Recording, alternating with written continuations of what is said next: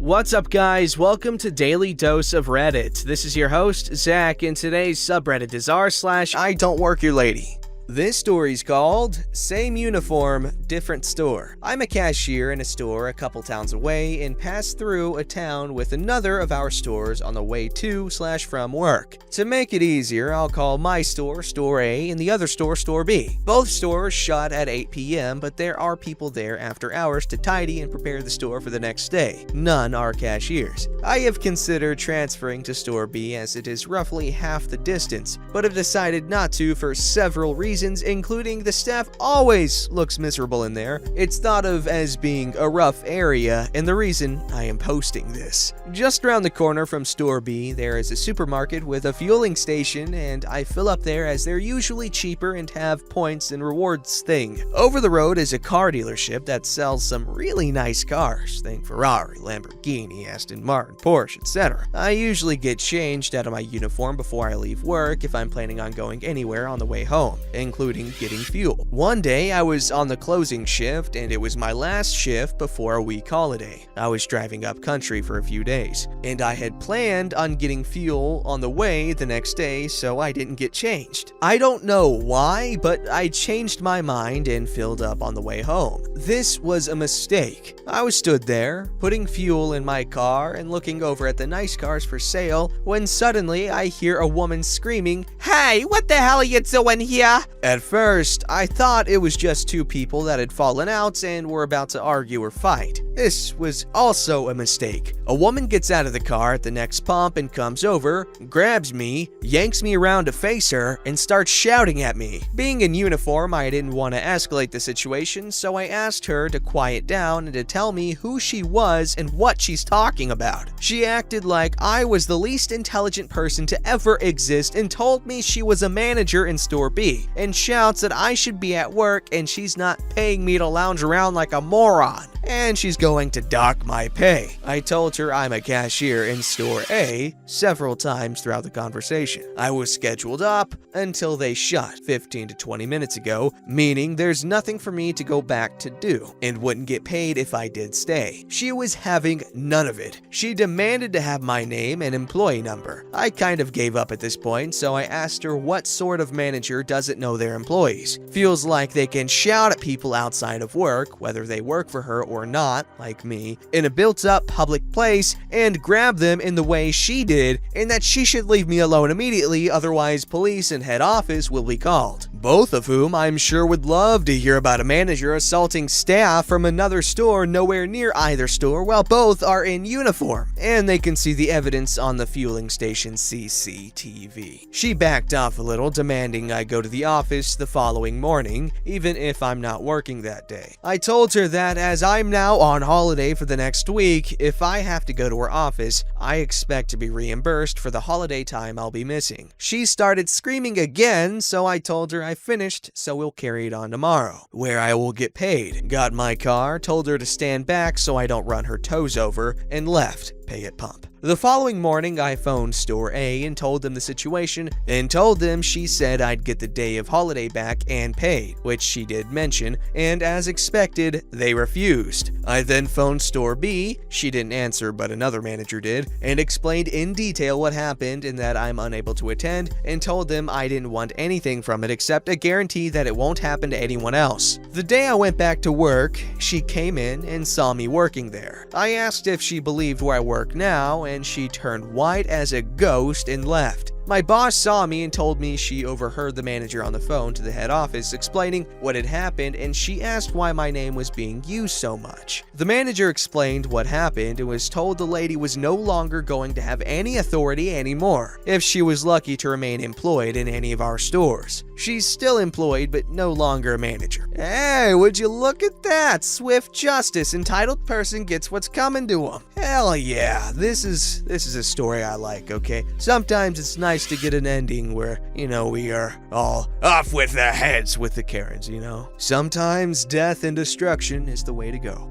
This story's called, Today I Fudged Up by Taking My Aunt to a Japanese Love Hotel. So this happened last spring in Japan. It's a long read, but I promise it's good. The start of this F-up dates back to a month before the actual incident. I live in Japan and my aunt was going to come visit me during Golden Week. I was responsible for planning the trip. Only problem was, Golden Week is the most popular time for domestic travel in Japan, so accommodation was scarce. I managed to snag normal hotel rooms for most of our trip except for the last city, where I was stuck between a love hotel and a wildly expensive, albeit normal hotel. Financial necessity declared that my broke ass would have to stay in the love hotel, so I booked it. To be clear, I'd never been in one before. All I knew was that young Japanese couples would stay there when their parents wouldn't cut it. But whatever, it'll be fine, and we were saving money, so I just shoved all my worries into the back of my mind. Fast forward a month, I'm on the train with my aunt headed towards the hotel. My worries started clawing their way out of the closet, so I texted my friends to see if they knew anything about love hotels. They said it might resemble a normal hotel room, but beware of the TV and any stray love toys. I joked that I might turn on the TV myself just to satisfy my curiosity and hope that the volume wasn't at max. Shortly after, we arrived at our station around 9 p.m. All was dark outside, and it was a 10-minute walk to the hotel. At least, it should have been 10 minutes. But outside of major cities, Google Maps in Japan is whack and favors efficiency over all safety and reason. I've got over 100 other stories about Japanese Google Maps attempts at murder, but anyways, this time, it led us down a dark alleyway consisting of a narrow ledge next to a canal. I say canal, but it was really a glorified storm drain waiting to swallow unwary tourists. No, sorry, we did not fall in, but the ledge was barely wide enough to accommodate ourselves, much less the luggage we were dragging, so our walk was significantly extended by our tightrope back down the alley. Finally, we reached the end of the alley and turned left, where the hotel is supposed to be. And surprise! We're in the back lot of the hotel, and the exit towards the front is a locked gate. But I'm not about to go back down by the watery depths of doom, and the locking mechanism itself was simple enough for any buffoon to figure out. So we low-key break into the other side of the property. On the other side, I took in the surroundings. I hoped, to my aunt, that it just looked like a sad bootleg Las Vegas. But I recognized that the street was, in fact, lined with a parade of quirky, kitschy love hotels. Thankfully, the outside of love hotels rarely advertise anything of the sexual or romantic nature, and our hotel seemed incredibly normal compared to the rest. As we strode into the lobby, out of the corner of my eye, I saw a claw machine and 2 mannequin torsos displayed by the entrance. They were wearing a maid costume and a BDSM corset. I think so, but I can't say for sure. I dared not to turn my head in case it encouraged my aunt to do the same, and instead power walked straight through towards the reception. There was a wide grin plastered across my face, and I had to stifle a few giggles as I checked in with the staff. Despite the situation I was in, I could still recognize the humor of it. I was checking into a love hotel with my aunt. I wasn't sure if the fact that we're both women made it look better or worse. Maybe we passed as mother and daughter, but I spoke only Japanese with the staff so my aunt wouldn't understand anything. Also, I guess when you stay at a love hotel, they have to show you to the room. One of the staff came with us into the elevator, so we're standing in that tiny elevator, me, my aunt, and this man. We pass a few floors in silence before I start talking to him in Japanese. Hey, so,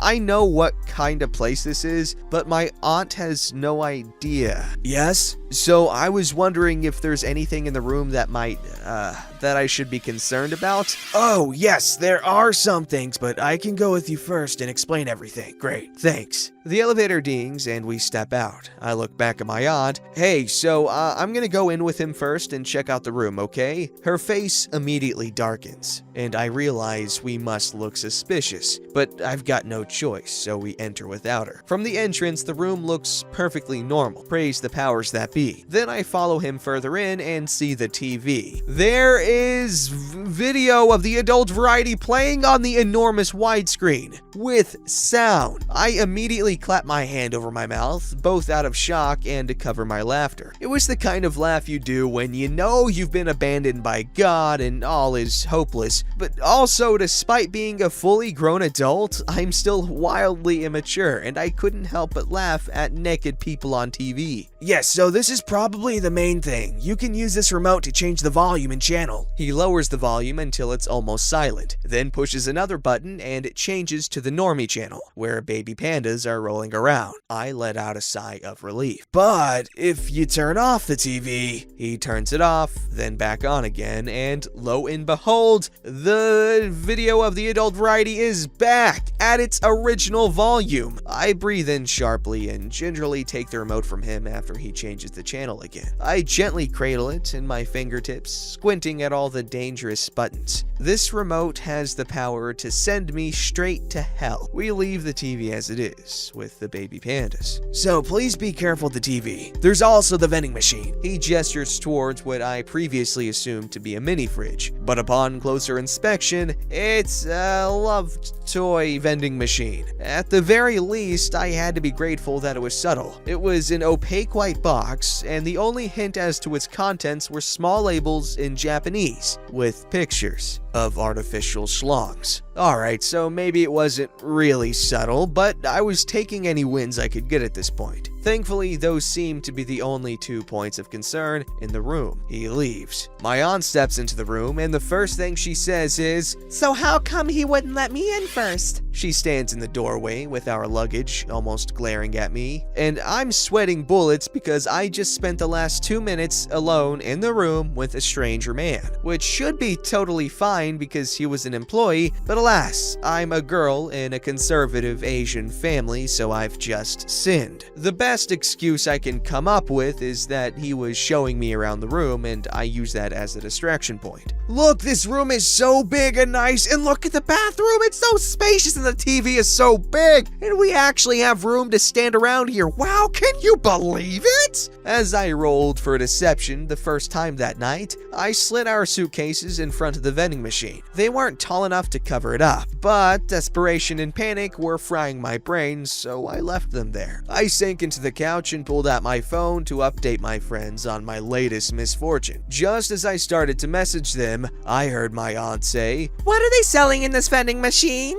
In hindsight, it really wasn't a brilliant idea to put our stuff in front of something I didn't want her to notice, but I tried to glance all nonchalantly from my phone like, "I don't know, man, but don't touch it, because if we touch it, we pay for it, so don't touch it." And I thanked my lucky stars that she can't read the labels, but I also prayed that she doesn't know what love toys look like. After examining the vending machine, she went to take a shower, giving me a short respite. The TV's been on the entire time because I feared the risk of resetting it, but we'd have to turn it off eventually, so I did and stashed the remote in the corner by the TV video of the adult variety catalogs, which, by the way, are standard in normal Japanese hotel rooms, and she'd seen them earlier on the trip, so I didn't bother with hiding them. I just hoped they would ward her off from the corner with the cursed remote. At that point, I noticed there are 2 condoms prominently displayed at the head of the bed, and my heart leaps into my throat. Do I hide them or leave them?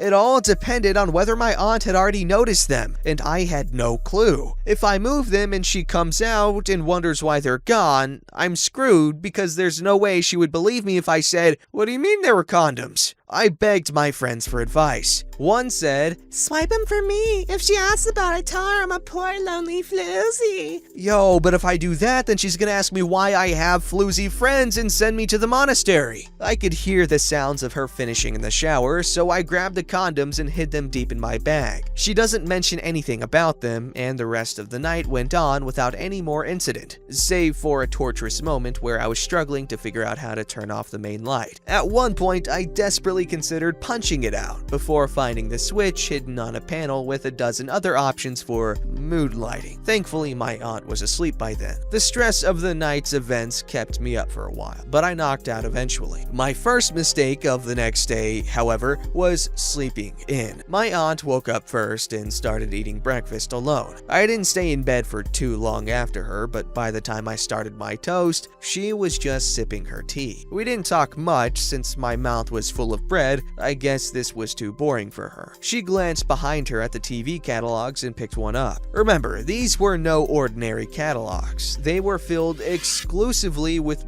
video of the adult variety listings, and they came with color pictures. She slowly flipped through the entire booklet without saying a single word, like she was simply reading a normal magazine or the newspaper. I almost said something or reacted, but clearly we were in the midst of some sick game, so I forced myself to keep eating like a normal person too. She finished browsing, closed the booklets, and turned to put it back. Then she picked up the second catalog. There was not a single glint of emotion in her eyes. I finished eating in terrified silence and went to the mirror to do my makeup. In the corner of my eye, I see her finish the second catalog. She turns around to put it back and picks up the TV remote. We all remember that the TV defaults to a video of the adult variety when it turns on, right? So I'm sweating there by the mirror, all like sweating Jordan Peele .gif, staving off a heart attack as I wait for my inevitable doom, and I hear the click of the TV turning on and the buzz of electricity, and then the moans. And at this point, I have no choice but to acknowledge it. So I glance over my shoulder, squinting at the TV without my glasses, and in my most innocent voice, I whisper, "What are you watching?" But I know damn well what she's watching. And she's like, "I don't know, I just turned it on," and thankfully turns it off right after. I almost wish I had perished in my sleep the night before. The both of us were unusually quiet for the rest of the morning. When we left the hotel, the only thing she had to say about it all was, "That hotel was pretty old." And that's the story of how I survived a love hotel with my aunt. Don't forget to like, subscribe, and hit that bell to never miss an episode.